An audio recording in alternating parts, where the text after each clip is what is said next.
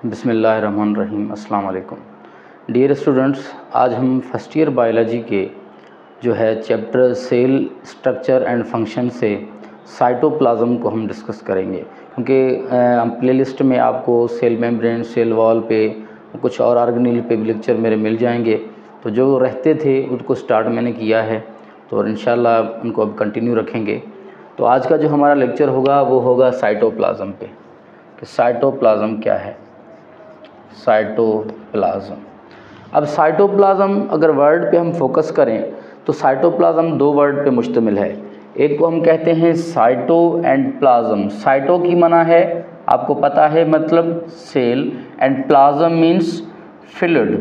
तो इस वर्ड से क्लियर हुआ कि साइटोप्लाज्म क्या है, कि जो सेल का फ्लूइड है उसको हम साइटोप्लाज्म कहते हैं। साइटोप्लाज्म को हम यूनिवर्सल कंपोनेंट कहते हैं। It is a universal component of all cells. क्योंकि यूनिवर्सल क्यों कहते हैं? क्योंकि दुनिया में जितने भी लिविंग ऑर्गेनिज्म हैं उनके अंदर आपको साइटोप्लाज्म मिलता है। अब देखें, जैसे कि वायरस है, हम वायरस को कहते हैं ना लिविंग है ना नॉन लिविंग है। अब वायरस के पास खुद के पास जो है साइटोप्लाज्म नहीं है। वो जब होस्ट में आता है तो होस्ट के साइटोप्लाज्म को वहाँ पे जो है बायोसिंथेटिक मशीनरी को इस्तेमाल कर लेता है। तो इसलिए बैक्टीरिया से लेकर इंसान तक आपको साइटोप्लाज्म मिलेगा। साइटोप्लाज्म को डिस्कवर किया था रुडोल्फ वॉन कोलिकर ने। रुडोल्फ वॉन कोलिकर ने साइटोप्लाज्म को डिस्कवर किया। अब साइटोप्लाज्म हम ऐसे भी कहते हैं कि रीजन, एक इलाका है, रीजन है between nuclear membrane and cell membrane. Cell membrane और न्यूक्लियर मेम्ब्रेन के दरमियान वाला जो हिस्सा होगा उसको हम साइटोप्लाज्म कहते हैं। हम कह सकते हैं कि साइटोप्लाज्म जो है वो प्रोटोप्लाज्म का मेन पार्ट है, प्रोटोप्लाज्म का। क्योंकि हमें पता है प्रोटोप्लाज्म में दो चीज़ें हैं, एक को हम कहते हैं न्यूक्लियस या न्यूक्लियोप्लाज्म और दूसरा है साइटोप्लाज्म। तो प्रोटोप्लाज्म का एक इम्पॉर्टेंट पार्ट जो हम डिस्कस कर रहे हैं दैट इज साइटोप्लाज्म। अब साइटोप्लाज्म की अगर हम फिज़िकल नेचर की बात करें तो ये जेली लाइक होता है। It is a jelly like substance. Jelly like substance है जो कि मूवमेंट कर रहा होता है सेल के अंदर। अब यहाँ पे अगर हम डायग्राम बनाएं, फॉर एग्ज़ाम्पल ये हमारे पास कोई सेल है, ये सेल की न्यूक्लियस, दिस इज न्यूक्लियस। अब ये सेल मेम्ब्रेन और ये क्या है, न्यूक्लियर मेम्ब्रेन। सेल मेम्ब्रेन से लेकर न्यूक्लियर मेम्ब्रेन के दरमियान वाला ये जो हिस्सा है इसको हम कहते हैं cytoplasm. This is called cytoplasm. अब साइटोप्लाज्म अगर हम बात करें तो साइटोप्लाज्म किस चीज़ का बना हुआ है? साइटोप्लाज्म में आपको 90% अप्रॉक्सीमेटली वाटर मिलता है। 90% प्लस कम माइनस हो सकता है कि आपको वाटर मिलेगा। बाकी इसमें 10% जो है आपको सॉल्यूट्स मिलेंगे, 10% इसमें आपको सॉल्यूट मिलेंगे। अब वाटर के साइटोप्लाज्म के अंदर जो है आपको एक मिलेगा जिसको आप कहते हैं ट्रू सॉल्यूशन, उसको कहते हैं ट्रू सॉल्यूशन। दूसरा आपको मिलेगा उसको कहते हैं कोलाइडल सॉल्यूशन। अब true solution and colloidal solution में क्या डिफरेंस है? क्या होंगे? कंप्लीटली डिज़ोल्व, वो कंप्लीटली डिज़ोल्व होंगे। कोलाइडल सॉल्यूशन का मतलब क्या होता है? जिसके अंदर जो सॉल्यूट हैं वो साइज़ में एक तो बड़े होंगे। एक बात रीज़न ये है, जैसे कि ग्लाइकोजन है, प्रोटीन है, बड़े बड़े मॉलिक्यूल्स हैं, वो जो है कंप्लीटली डिज़ोल्व नहीं होते साइटोप्लाज्म के अंदर ना, तो उनको हम नाम देते हैं कोलाइडल सॉल्यूशन का। स्पेशली इसमें जो प्रोटीन होता है वो वाला पार्ट, उसको हम कोलाइडल सॉल्यूशन का नाम देते हैं। ट्रू सॉल्यूशन क्या होता है? ट्रू सॉल्यूशन वो होता है जिसके अंदर सॉल्यूट कंप्लीटली सॉल्वेंट के अंदर डिज़ोल्व हों।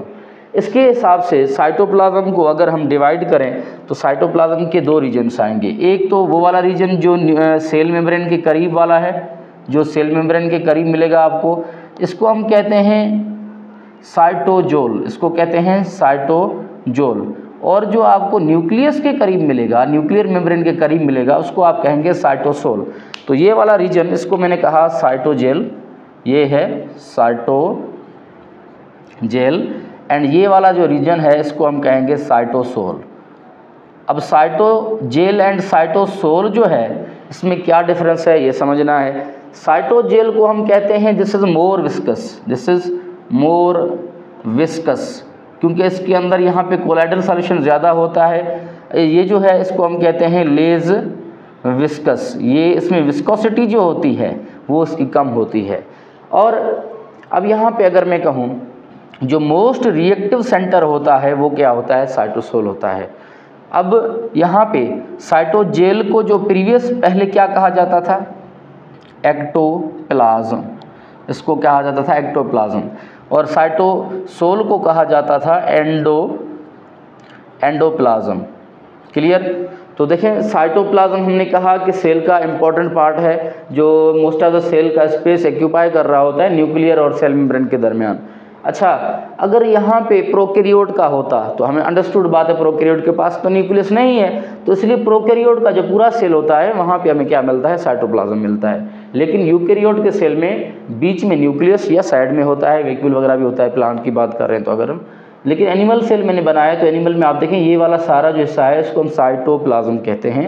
That is a jelly like substance which contains water and solute. Solute में बहुत सी चीज़ें होंगी, आइंस होंगी, ऑर्गेनिक एंड इनऑर्गेनिक सब्सटेंसेज होंगी, ऑर्गेनेल्स इसके अंदर होते हैं। तो cytoplasm also contains organelle, cytoplasm contains organelles, इसके अंदर ऑर्गेनेल्स भी मिलते हैं ना। ऑर्गेनेल किसे कहते हैं actually, what is organelle? Organelle word की माना है लिटिल ऑर्गन, लिटिल ऑर्गन। जैसे हमारी बॉडी के जितने भी ऑर्गन्स हैं वो हमारे लिए काम करते हैं। अब जो सेल के अंदर हमें जो ऑर्गेनेल्स मिलते हैं, जो पार्ट्स मिलते हैं जो सेल के लिए काम करते हैं, उनको हम ऑर्गेनेल्स कहते हैं।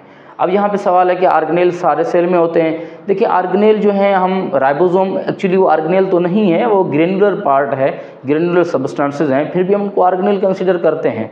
लेकिन यूकैरियोट में मोस्टली हमें ऑर्गेनेल्स मिलते हैं, प्रोकैरियोट में ऑर्गेनेल्स नहीं मिलते, क्योंकि सिंपल सेल होता है, उतना इतनी कम्प्लेक्सिटी उसमें नहीं होती। अब यहाँ पे आपने समझा। अब साइटोप्लाज्म जो है ये वाला, ये मूवमेंट करता रहता है, ये इसकी मूवमेंट होती रहती है। साइटोसोल की मूवमेंट ज़्यादा होती है, साइटोजेल की मूवमेंट कम होती है। इसकी मूवमेंट को आप कहते हैं साइटोप्लाज्मिक स्ट्रीमिंग, इसको कहते हैं साइटोप्लाज्मिक स्ट्रीमिंग, या इसको कहते हैं साइक्लोसिस, साइटोप्लाज्मिक स्ट्रीमिंग और साइक्लोसिस। अब ये देखिए सिंपल, मैंने ब्रीफ एक साइटोप्लाज्म पे ना आपको लेक्चर दिया है। साइटोप्लाज्म एक्चुअली इसके डिफरेंट नाम होंगे, जैसे कि अगर आप न्यूक्लियस की बात करें तो न्यूक्लियोप्लाज्म होगा वहाँ पे। अब न्यूक्लियोप्लाज्म और साइटोप्लाज्म में क्या फ़र्क है? एक्चुअली फ़र्क ये है कि बाउंड्री यहाँ पे आ रही है, कुछ चीज़ें डिफरेंस हो रही हैं। एक्चुअली वहाँ पे भी हमें फ्लूइड मिलेगा ना न्यूक्लियस के अंदर, तो उसको हम न्यूक्लियोप्लाज्म कहेंगे। अच्छा सुने, सार्कोप्लाज्म हमें पता है हम कहाँ कहते हैं, मसल सेल के अंदर। मसल सेल का जो साइटोप्लाज्म होता है हम उसको सार्कोप्लाज्म कहते हैं, या न्यूरॉन का जो होता है जिसको हम न्यूरोप्लाज्म कहते हैं, एक्सोप्लाज्म कहते हैं। ये सारी चीज़ें क्या हैं, ये साइटोप्लाज्म की डिफरेंट नेम्स हैं on the basis of different location and cells. ठीक है। अब साइटोप्लाज्म का जो फंक्शन है हम कहते हैं metabolic centre of the cell. Cell का जो मेटाबॉलिक सेंटर है वो क्या है, साइटोप्लाज्म है। अब मेटाबॉलिक सेंटर कहने का मतलब क्यों है, क्योंकि आपको पता है साइटोप्लाज्म में बहुत से काम होते हैं, जैसे कि glycolysis of carbohydrate, glucose, glycolysis, protein synthesis, यहाँ पे प्रोटीन्स बनते हैं, प्रोटीन सिंथेसिस होती है। अगर हम बात करें यहाँ पे फोटोसिंथेसिस, इवन क्योंकि क्लोरोप्लास्ट में होता है, लेकिन फोटोसिंथेसिस क्लोरोप्लास्ट में होता है नो डाउट, लेकिन क्लोरोप्लास्ट ही किसका पार्ट है, साइटोप्लाज्म के ही अंदर है ना, तो इसलिए हम कहेंगे फोटोसिंथेसिस या और सारे काम। अच्छा उसके बाद ये क्या करता है, store house of the cell, store house, ये एक्ट करता है एज ए स्टोर हाउस। अब स्टोर हाउस के तौर पे ये साइटोप्लाज्म कैसे एक्ट करता है इसको थोड़ा समझना है। देखिए स्टोर हाउस से मतलब है कि जितनी भी सेल के अंदर चीज़ें होंगी वो सेल अपने पास स्टोर तो करेगा ना कि लेटर यूज़ के लिए, या उनको अगर बाहर एक्सक्रीट करना है तो एट ए टाइम जल्दी में तो नहीं होंगे। अब सेल ने कोई चीज़ बनाया तो वो आ जाएगा कहाँ पे, साइटोजेल में। साइटोजेल के बाद फिर वो बाहर ट्रांसपोर्ट होगा, या बाहर से कोई चीज़ अंदर आया तो ये साइटोजेल में फ़िलहाल पड़ा हुआ है। तो store house of the cell की तरह जो एक्ट कर रहा है साइटोप्लाज्म का पार्ट वो है साइटोजेल, और जो साइटोसोल है वो most of the reaction centre है, वहाँ पे रिएक्शन ज़्यादा होती हैं। अब हमने कहा चलें भाई ये तो हमारा हो गया साइटोप्लाज्म, साइटोप्लाज्म के डिफरेंट नाम हो गए। अब साइटोप्लाज्म जो है ये प्रोटोप्लाज्म का वो वाला हिस्सा है, अगर इससे आप वाटर, इसमें मोस्ट ऑफ द जो पार्ट है वो वाटर का है। अब इसमें आप जो वाटर को निकालते हैं, इसकी अगर प्लाज्मोलाइसिस करवाते हैं तो ये क्या करेगा, ये श्रिंक कर जाएगा, ये श्रिंक कर जाएगा, या जिसको आप कहते हैं फ्लैसिड हो जाएगा। अगर आप इसके अंदर ज़्यादा वाटर इंटर करवाते हैं, ज़्यादा वाटर डालते हैं तो ये क्या हो जाएगा, ब्रस्ट हो जाएगा। लेकिन प्लांट का सेल आपको पता है ब्रस्ट नहीं होता, वो टर्जिड हो जाता है। तो ये हमारा एक ब्रीफ लेक्चर था साइटोप्लाज्म पे। आई होप आपको समझ में आ गया होगा। अगर कोई भी सजेशन हो तो आप कमेंट बॉक्स में डाल सकते हैं। Thank you so much.